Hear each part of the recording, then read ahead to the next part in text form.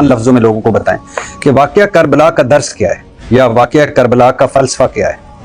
واقعہ کربلا کا فلسفہ ایک لائن میں یہ ہے کہ آپ نے یہ نہیں دیکھنا کہ پاپولر کون ہے, کس کے ساتھ حکومت ہے, آپ نے سچائی کے ساتھ کھڑے ہونا ہے, چاہے آپ مختصر جماعتی.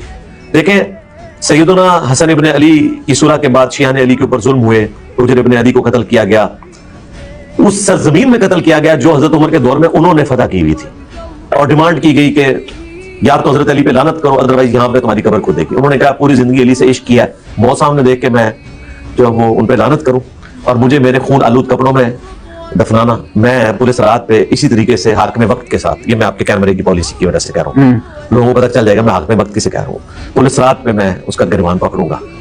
تو اس طرح لوگ شہید ہوتے رہے.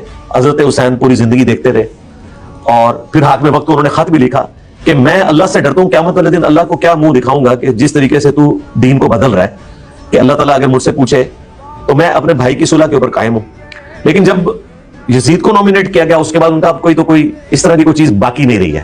اس وقت تلوار کے زور کی وجہ سے لوگوں نے بیعت کر لی, اور وہ بھی ذرا ایک ایمان کا کمزور درجہ ہے کہ جان بچانے کے لیے صحیح مسلم ہے کہ آپ جو ہے وہ برائی کو دل میں برا جانے, تو یہ کمزور ایمان کا درجہ ہے. سب سے افضل ہے ہاتھ سے روکنا, اس کے بعد زبان, اور دل میں برا جاننا یہ تیسرے نمبر پہ. اب حسین ابن علی چونکہ خاندان نبوت سے تھے, آپ حیران کن بات دیکھیں, صرف حسین علیہ السلام نے بیعت نہیں کی, عبداللہ ابن زبیر نے نہیں کی. عبداللہ ابن عباس تو بنو ہاشم سے تھے, وہ تو ان کے ساتھ ہی تھے. پوری رعایا نے بیعت کر لی ہے. دو بندے یا دو خاندان نہیں کر رہے نا, تو کمپرومائز کرو.